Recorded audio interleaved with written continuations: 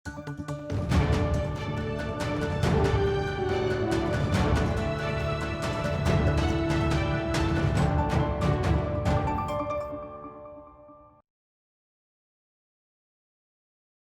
અફેર્સની વધુ માહિતી મેળવવા માટે જોતા રહો અમારી યુટ્યુબ ચેનલ આઈસીઈ રાજકોટ અને અમારી ચેનલને સબસ્ક્રાઇબ કરો અને બેલ આઇકોન પ્રેસ કરો જેથી દરેક નવા વિડીયોની નોટિફિકેશન મેળવી શકો.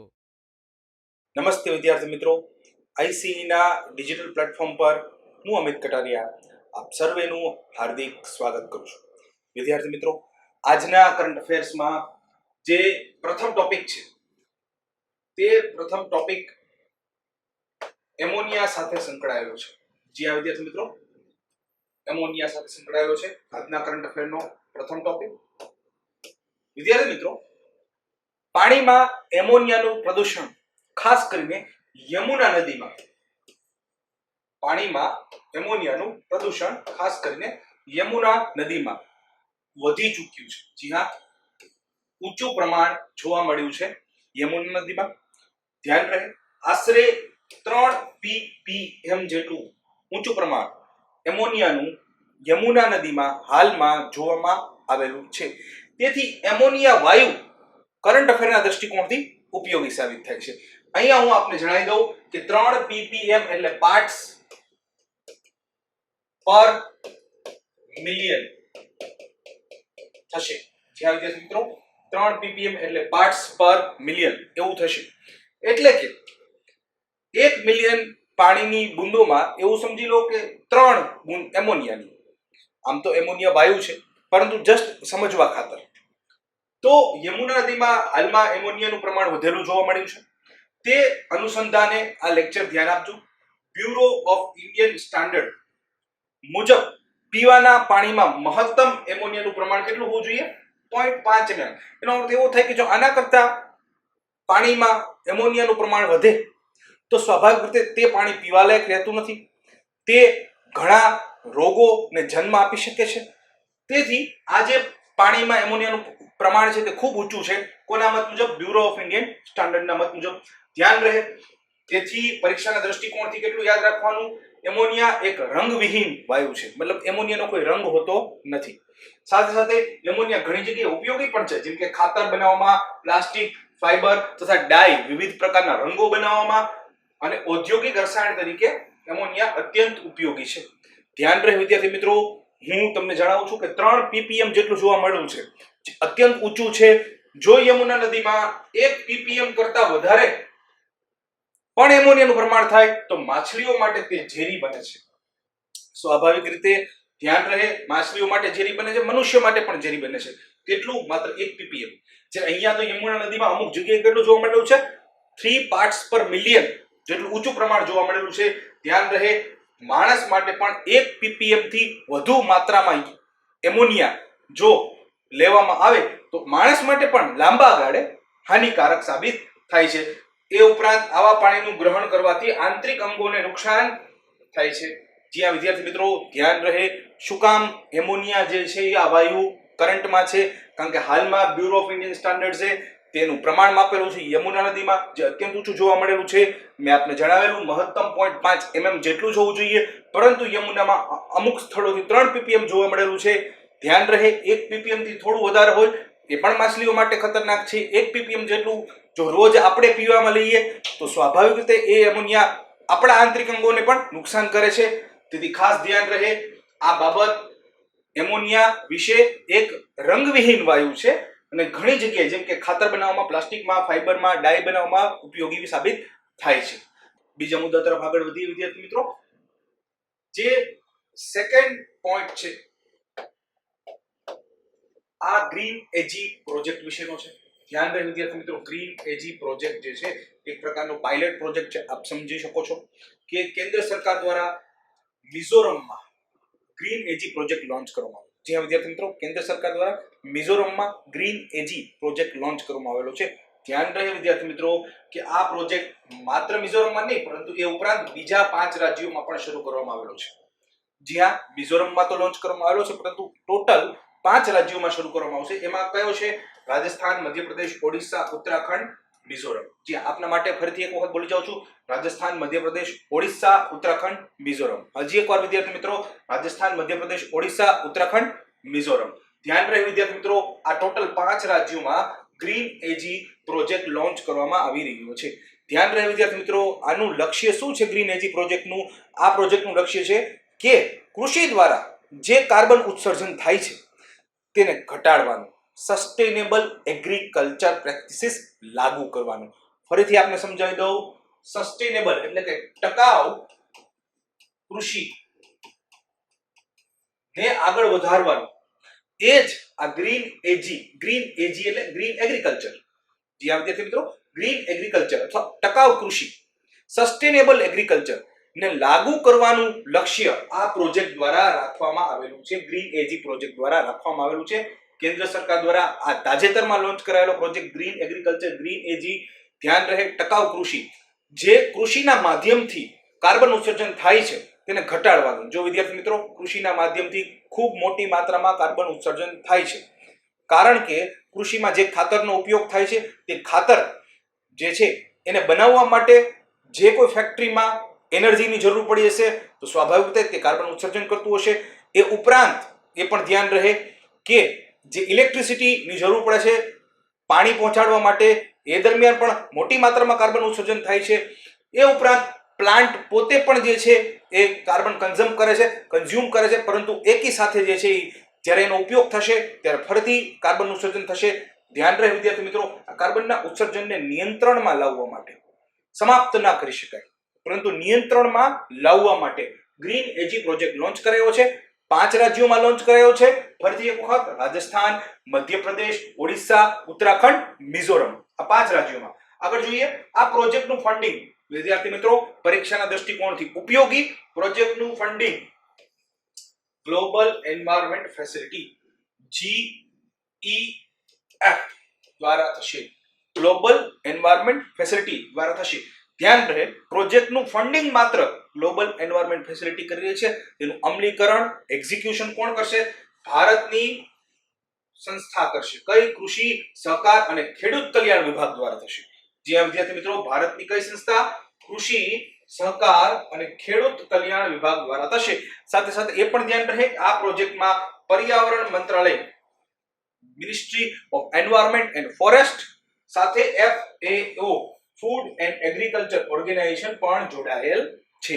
વિદ્યાર્થી મિત્રો, ફરીને જણાવું છું, ભૂલી ન જાવ એટલે જણાવું છું, ગ્રીન એજી, ગ્રીન એગ્રીકલ્ચર પ્રોજેક્ટ શું એમ લઈને ચાલે છે? કૃષિમાંથી કાર્બન ઉત્સર્જન જે થાય છે તેને ઘટાડવાનું છે, જૈવ વિવિધતાને વધારવાની છે. સાથે સાથે ધ્યાન રહે કે સારું લેન્ડ મેનેજમેન્ટ કેવી રીતે કરી શકાય તે પણ જોવાનું છે. તો આ ગ્રીન એજી મિઝોરમમાં મુખ્યત્વે લોન્ચ કરાયો છે, પરંતુ કુલ 5 રાજ્યોમાં લોન્ચ કરાયો છે: રાજસ્થાન, મધ્યપ્રદેશ, ઓડિશા, ઉત્તરાખંડ, મિઝોરમ. ધ્યાન રહે, ગ્લોબલ એન્વાયરમેન્ટ ફેસિલિટી ફંડિંગ કરવાની છે. સાથે એ પણ ધ્યાન રહે, ભારતની સંસ્થા કૃષિ, સહકાર અને ખેડૂત કલ્યાણ વિભાગ અમલીકરણ કરશે. સાથે ભારતનું પર્યાવરણ મંત્રાલય અને ફૂડ એન્ડ એગ્રીકલ્ચર ઓર્ગેનાઇઝેશન પણ જોડાયેલ છે. આ પ્રોજેક્ટ 31 માર્ચ 2026 માં સમાપ્ત થશે. ત્યાં સુધી ચાલવાનો છે વિદ્યાર્થી મિત્રો. 31 માર્ચ 2026 સુધી આ પ્રોજેક્ટ ચાલશે. ધ્યાન રહે વિદ્યાર્થી મિત્રો, આ પ્રોજેક્ટ જો મેં આપને જણાવ્યું છે કઈ બાબતોને ટાર્ગેટ કરે છે. કાર્બન ઉત્સર્જન તો જે કૃષિમાંથી થાય છે એને ઘટાડવાનું છે, પરંતુ એ સિવાય જૈવ વિવિધતા, આબોહવા પરિવર્તન અને ટકાઉ જમીન નિયમનના હેતુઓ, લક્ષ્ય શું છે, હેતુ શું છે, એને ધ્યાન રાખે છે. સાથે ધ્યાન રહે, પ્રોજેક્ટ આશરે 1 લાખ હેક્ટર જેટલી જમીનને ટકાઉ જમીન અને પાણી નિયમન વપરાશ હેઠળ લાવવાનું ધ્યેય રાખે છે. જો વિદ્યાર્થી મિત્રો સમજો, ઉદાહરણ તરીકે પંજાબ રાજ્યને આપણે લઈએ. પંજાબ રાજ્ય જે છે એને આપણે એવું કહી શકીએ કે ભારતના ઘઉંના કોઠાર સમાન છે. આ બધા વાત આપણે જાણીએ છીએ. ઘઉંના કોઠાર સમાન છે પંજાબ રાજ્ય. ત્યાં ખૂબ મોટી માત્રામાં સિંચાઈ યોજનાઓ છે અને ખૂબ મોટી માત્રામાં પ્રોડક્શન થાય છે. પરંતુ એક સમસ્યા શું છે કે ખૂબ મોટી માત્રામાં સિંચાઈ યોજનાઓને કારણે ખૂબ વધુ માત્રામાં ખાતર પેસ્ટિસાઇડ નાખવાને કારણે વધુ પ્રોડક્શન લેવાની લાલચમાં આ બધું કરવામાં આવેલું છે. ધ્યાન રહે, તેના કારણે જમીનની ક્ષારીયતા વધી રહી છે. એ ઉપરાંત જમીનમાં જોઈએ એના કરતા ઘણું વધારે ખાતર છે, જોઈએ એના કરતા ઘણા વધારે પેસ્ટિસાઇડ છે, જે કેન્સરજન્ય રોગોને પણ પ્રોત્સાહન આપે છે. ક્ષારીયતા વધી રહી છે એટલે ઓવરઓલ જમીનની પ્રોડક્ટિવિટી ઘટી રહી છે. આવું જો વિકાસ થશે કૃષિનો, પરંતુ એ થોડાક સમય સુધી જ થશે. એક વખત જમીન પૂરેપૂરી ક્ષારીયતાવાળી થઈ જશે પછી કૃષિ કરવી ખૂબ અઘરી થઈ જશે. તેથી કૃષિ માત્ર નહીં, કૃષિનો વિકાસ નથી જોવાનો, ટકાઉ કૃષિનો વિકાસ જોવાનો છે. ધ્યાન રહે વિદ્યાર્થી મિત્રો, સસ્ટેનેબલ એગ્રીકલ્ચરની વાત કરવાની છે. એટલા માટે ગ્રીન એજી પ્રોજેક્ટ લોન્ચ કરાયો છે. નવા મુદ્દા તરફ આગળ વધીએ વિદ્યાર્થી મિત્રો. હાલમાં આ બાબત સમાચાર પત્રોમાં છે. નાગાર્જુન સાગર શ્રી શૈલામ ટાઈગર રિઝર્વ. ધ્યાન રહે, આ જે નાગાર્જુન સાગર શ્રી શૈલામ ટાઈગર રિઝર્વ સમાચાર પત્રોમાં છે, એના કારણે એની આજુબાજુનું જે આખું ભૌગોલિક બાબતો છે તેનાથી આપણે માહિતગાર થઈ જવા જોઈએ. તો પહેલા એ જોઈ લઈએ કે શું ભૌગોલિક બાબતો છે. તો પહેલી બાબત, ભારતનું સૌથી મોટું ટાઈગર રિઝર્વ છે. ભારતનું સૌથી મોટું ટાઈગર રિઝર્વ છે. ભૂલાય નહીં વિદ્યાર્થી મિત્રો, સાથે સાથે આંધ્રપ્રદેશ, તેલંગાણાના 5 જિલ્લાઓમાં વિસ્તરેલું ટાઈગર રિઝર્વ છે. તેનો કુલ વિસ્તાર 3728 ચોરસ કિલોમીટર છે. જો એવું પૂછાય કે ભારતનું સૌથી મોટું ટાઈગર રિઝર્વ કયું, તો ધ્યાન રહે, નાગાર્જુન સાગર શ્રી શૈલામ ટાઈગર રિઝર્વ ભારતનું સૌથી મોટું ટાઈગર રિઝર્વ છે. અહીંના મોટા ભાગના વિસ્તારોમાં કઈ પહાડીઓ આવેલી છે?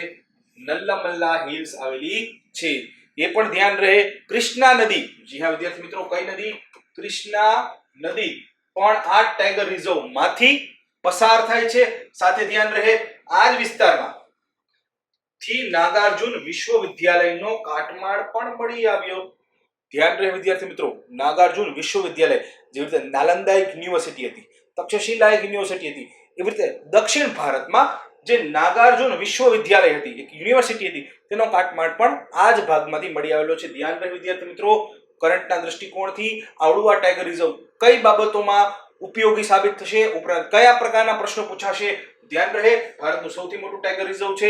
આંધ્રપ્રદેશ, તેલંગાણાના 5 જિલ્લાઓમાં વિસ્તરેલું છે. એ પણ સાથે ધ્યાન રહે કે ત્યાં કઈ પહાડીઓ આવેલી છે? નાલામલ્લાની પહાડીઓ આવેલી છે. બાજુમાંથી કઈ નદી પસાર થાય છે? કૃષ્ણા નદી પસાર થાય છે. નાગાર્જુન યુનિવર્સિટી નો કાટમાળ પણ અહીંથી મળી આવ્યો છે. નવા મુદ્દા તરફ આગળ વધીએ.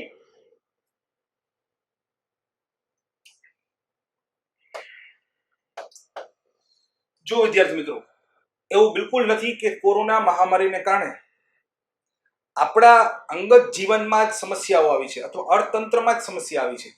આંતરરાષ્ટ્રીય સંબંધોની આખો જે જોવાનો દ્રષ્ટિકોણ છે તેના પ્રત્યે દરેક રાષ્ટ્ર ના વિચારોમાં 180 ડિગ્રીનું પરિવર્તન આવેલું છે. એટલે કે એકદમ અલગ દ્રષ્ટિકોણથી હવે જોવો પડે છે. તો હાલમાં આરઆઈસી ગ્રુપિંગની એક મીટિંગ યોજાઈ હતી. ધ્યાન રહે વિદ્યાર્થી મિત્રો, આરઆઈસી ગ્રુપિંગની એક મીટિંગ યોજાઈ હતી.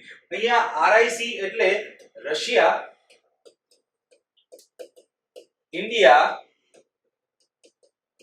ચાઇના. જ્યાં આરઆઈસી એટલે રશિયા, ઇન્ડિયા, ચાઇના. ધ્યાન રહે વિદ્યાર્થી મિત્રો, આ ત્રણેય જે રાષ્ટ્રો છે તે બ્રિક્સ ના રાષ્ટ્રો છે, જેમાં બ્રાઝિલ, રશિયા, ઇન્ડિયા, ચાઇના અને સાઉથ આફ્રિકાનો સમાવેશ થાય છે. પરંતુ આમાંથી પણ જીઓપોલિટિકલી જોવા જઈએ તો મહત્વના રાષ્ટ્રો કયા છે? Russia, India, China. ધ્યાન રહે, જીઓપોલિટિકલ. તો આ ત્રણેય રાષ્ટ્રોનું એક ગ્રુપિંગ છે જે આરઆઈસી ગ્રુપિંગ તરીકે ઓળખાય છે. ધ્યાન રહે વિદ્યાર્થી મિત્રો, આરઆઈસી ગ્રુપિંગનો ઉદ્ભવ શું કામ કરવામાં આવેલો? એ એટલા માટે કરવામાં આવેલો હતો આરઆઈસી ગ્રુપિંગનો ઉદ્ભવ, કારણ કે જે સમગ્ર વર્લ્ડ ઓર્ડર છે, જે સમગ્ર વિશ્વનું સંચાલન થોડાક સમય પહેલા થઈ રહ્યું હતું, તે અમેરિકા આધારિત સંચાલન હતું.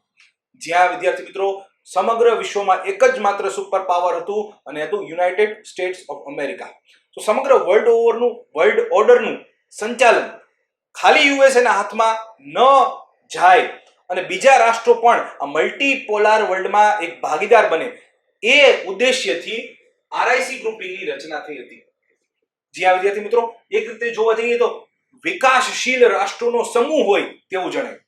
તે ઉદ્દેશ્યથી આરઆઈસી ગ્રુપિંગની, જેથી એવું ન થાય કે વિશ્વના જે અત્યંત મહત્વપૂર્ણ નિર્ણય હોય તેમાં ખાલી અમેરિકાની દખલઅંદાજી હોય. જીના એમાં આપણો પણ અવાજ સંભળાવવો અત્યંત જરૂરી છે. તેથી આરઆઈસી ગ્રુપિંગની સ્થાપના થયેલી હતી. એ ધ્યાન રહે કે હાલમાં જે છે જૂન મહિનામાં આરઆઈસી ની મીટિંગમાં ભારતે ભાગ લીધો હતો અને મેં આપને જણાવ્યું આરઆઈસી માં 3 દેશો ભારત, રશિયા અને ચીનનો સમાવેશ થાય છે. અહીંયા ખાસ ધ્યાન રહે વિદ્યાર્થી મિત્રો કે આ ગ્રુપની સ્થાપના પશ્ચિમી અલાયન્સ ના સંતુલન તરીકે કરવામાં આવેલી હતી.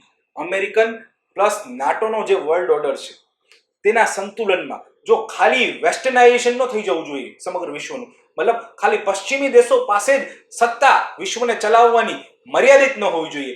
અમેરિકા તથા યુરોપના અમુક રાષ્ટ્રો જે છે એ સમગ્ર વિશ્વને કઈ રીતે ચલાવવું એ નક્કી કરે એ યોગ્ય નથી.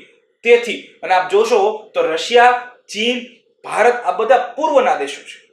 તેથી પશ્ચિમી એલાયન્સના સંતુલન તરીકે આ ગ્રુપિંગની સ્થાપના કરવામાં આવેલી હતી. ધ્યાન રહે એ ઉપરાંત આ દ્વારા અમેરિકા કેન્દ્રિત જે રશિયાની વિદેશ નીતિ હતી, રશિયાની વિદેશ નીતિ કેવી હતી કે માત્ર અમેરિકા પર જ ફોકસ કરે, તેનો અંત આવશે. એ ધ્યાન રહે વિદ્યાર્થી મિત્રો. ભારત જે છે એ રશિયા અને ચાઇના સાથે મળી પશ્ચિમી અલાયન્સને સંતુલિત કરવા માંગતું હતું એક સમયે, પરંતુ હવે કોરોના મહામારી બાદ, ભારત ચીન વિવાદ બાદ આ સમગ્ર બાબત જે છે એ ઉલટી થઈ જશે. જી હા વિદ્યાર્થી મિત્રો, હવે એવું થઈ શકે કે રશિયા અને ઇન્ડિયા અને ચાઇના વચ્ચે જે કઈ વિવાદ છે, જે આ ગ્રુપિંગનું હવે શું ભવિષ્ય છે તો કે ઇન્ડિયા અને ચીન વચ્ચે, ભારત અને ચીન વચ્ચે જે કઈ વિવાદ છે તેમાં મધ્યસ્થી કોણ કરાવી શકે? રશિયા કરાવી શકે છે. જી હા વિદ્યાર્થી મિત્રો, ખાસ ધ્યાન રહે રશિયા એક એવો રાષ્ટ્ર છે કે જે ચીનનો પણ મિત્ર છે, ભારતનો પણ મિત્ર છે. જી હા વિદ્યાર્થી મિત્રો, ખાસ ધ્યાન રહે ચીનને પણ રશિયા પર ભરોસો છે, ટ્રસ્ટ છે, ભારતને પણ છે. એ ઉપરાંત ચીન અને ભારત બંને રશિયન મેડ વેપનનો ઉપયોગ કરે છે. એટલે એવું થઈ શકે કે ચીન અને ભારતનો જે કઈ વિવાદ હોય તેમાં રશિયા મધ્યસ્થી કરાવી શકે છે અને ખૂબ મોટું કહી શકાય એવું એલાયન્સ છે. ધ્યાન રહે વિદ્યાર્થી મિત્રો, વિશ્વના કુલ જીડીપીના 33% જીડીપી આ 3 રાષ્ટ્રો ધરાવે છે. વિશ્વની કુલ જમીન વિસ્તારનો 19% જમીન વિસ્તાર આ 3 રાષ્ટ્રો ધરાવે છે. તેથી આરઆઈસી ગ્રુપિંગની મીટિંગ હાલમાં થયેલી હતી. ધ્યાન રહે, એક મનમાં રહે અને આરઆઈસી નું ફૂલ ફોર્મ પણ મનમાં રહે. રશિયા, ઇન્ડિયા, ચાઇના છે. આગળ વધીએ. હાલમાં આપ ન્યૂઝમાં જોતા હશો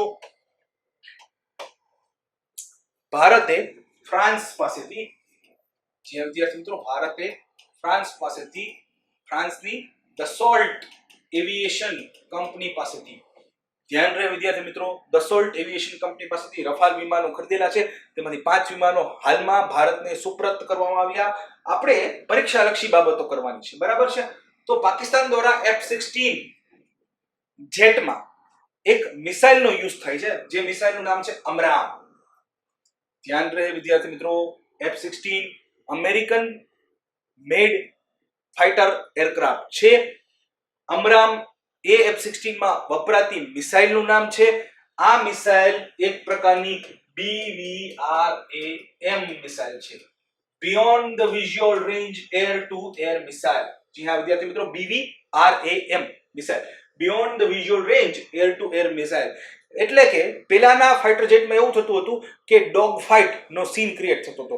એટલે કે આકાશમાં બે વિમાનો જે છે એકબીજા ઉપર સતત પ્રહારો કરતા હોય, પરંતુ હવે એવો સમય રહ્યો નથી, કારણ કે ક્ષિતિજની પેલે પાર, મતલબ ઘણી વખત પાયલટને દૂર જે વિમાન હોય તે દેખાતું પણ ના હોય, છતાં એના ઉપર પ્રહાર કરી શકાય છે. કેવી મિસાઇલો દ્વારા? BVRAM મિસાઇલો દ્વારા, beyond the visual range air to air missile. તો આવી અમરામ મિસાઇલ ખૂબ જ વધુ રેન્જ ધરાવતી પાકિસ્તાનના F-16 માં હતી, પરંતુ ખૂબ જ વધુ રેન્જ ધરાવતી આવી મિસાઇલો ભારત પાસે નહોતી. તો ધ્યાન રહે, હાલમાં તે બાબત બદલાશે. શું કામ? કારણ કે રફાલમાં એવી મિસાઇલો ગોઠવી શકાશે. ધ્યાન રહે વિદ્યાર્થી મિત્રો, એ દ્રષ્ટિએ જોવા જઈએ તો રફાલ અનેક ગણું ઉપયોગી સાબિત થશે. એ પણ ધ્યાન રહે, રફેલ એક 4.5 જનરેશન ફાઇટર જેટ છે, જ્યારે ચીનનું J-20 જે એમના મત મુજબ સ્ટેલ્થ ફાઇટર જેટ છે અને એ 5th જનરેશન નું ફાઇટર જેટ છે. પરંતુ 5th જનરેશન નું ફાઇટર જેટ હોવા છતાં ચાઇના જે છે એ એના આ J-20 વિમાનોમાં સારા એન્જિનના અભાવને કારણે ખૂબ મોટી માત્રામાં તેની કેપેસિટી ક્ષમતા વધારી શક્યું નથી. એ દ્રષ્ટિએ જોવા જઈએ તો રફાલ અનેક ગણું શક્તિશાળી સાબિત થઈ શકે છે ચીનના J-20 કરતા. સાથે એ પણ ધ્યાન રહે કે રફાલમાં સ્કાલ્પ નામની મિસાઇલ હશે જે air to ground cruise missile છે. ધ્યાન રહે વિદ્યાર્થી મિત્રો, હવાથી જમીન પર ફાયર કરતી મિસાઇલ જેનું નામ શું છે? સ્કાલ્પ. એ ધ્યાન રહે, તેની રેન્જ 300 કિલોમીટર કરતા પણ વધારે છે. એર ટુ ગ્રાઉન્ડ છે. સાથે સાથે ધ્યાન રહે, માઇકા મિસાઇલ પણ ભારત જે છે એ રફાલમાં એડ કરવાનું છે જે એર ટુ એર છે, હવાથી હવામાં. તો એ પણ ખાસ ધ્યાન રહે. છેલ્લી ઘડીએ ભારતે હેમર નામની મિસાઇલ ને પણ રફાલમાં સમાવેશ કરાવેલો છે. હેમરનો આખો મુદ્દો હું પાછલા વિડીયોમાં લઈ ચૂક્યો છું, તો એ ધ્યાન રહે. હેમર જે છે એ પણ એર ટુ ગ્રાઉન્ડ પ્રકારની મિસાઇલ છે અને તે બંકર જેવા કઠિન લક્ષ્યો, જ્યાં કોન્ક્રીટનું બંકર હોય અને એમાં જો કોઈ છુપાઈને બેઠું હોય તો એને પણ તોડી શકે છે. એ હેમર મિસાઇલની વિશિષ્ટતા છે. તો જે રફાલ આવેલું છે, ધ્યાન રહે વિદ્યાર્થી મિત્રો, એવું નથી કે રફાલના આવવાથી ઇન્ડિયન એરફોર્સ કોઈ ચમત્કારિક રીતે જે છે એ કોઈ પણ યુદ્ધ જીતી શકે છે. જીના કોઈ પણ બાબત ક્વોલિટી છે, પરંતુ ક્વોન્ટિટી પણ પૂરતી માત્રામાં હોવી જોઈએ. ભારતે માત્ર 36 રાફેલ વિમાનો જે છે એનો સોદો કરેલો છે. ધ્યાન રહે વિદ્યાર્થી મિત્રો, ટુ ફ્રન્ટ વોર જો થાય, પાકિસ્તાન અને ચીન બંને સાથે જો યુદ્ધ થાય તો 45 સ્ક્વોડ્રનની જરૂર છે. અને હાલમાં ભારત પાસે જોવા જઈએ તો 30 સ્ક્વોડ્રન જેટલી જ એરક્રાફ્ટ ની સ્ટ્રેન્થ છે. એક સ્ક્વોડ્રનમાં લગભગ 18 જેટલા પ્લેન હોય. તો ભારત ઓલરેડી ક્વોન્ટિટીના મામલામાં તો ખૂબ નીચે છે જરૂરત કરતા. હા, ક્વોલિટીની બાબતમાં સેટિસ્ફેક્શન રફાલના આવવા સાથે કરીએ. પરીક્ષાના દૃષ્ટિકોણથી ઉપયોગી શું છે? દસાલ્ટ એવિએશન ફ્રાન્સની કંપની પાસેથી રફાલનો સોદો થયો છે. કઈ મિસાઇલો યાદ રાખવાની છે? Scalp, mica, hammer. તો વિદ્યાર્થી મિત્રો, આજના કરંટ અફેરમાં આટલું જ. આવતીકાલે ફરી મળીએ. જો આપને લેક્ચર પસંદ આવ્યો તો જરૂરથી વિડીયોને લાઈક કરો, આપના મિત્રો સાથે શેર કરો, કમેન્ટ બોક્સમાં આપના સૂચનો તથા પ્રશ્નો અમને જણાવવાનું ચૂકશો નહીં. આવતીકાલે ફરી મળીએ. Thank you very much.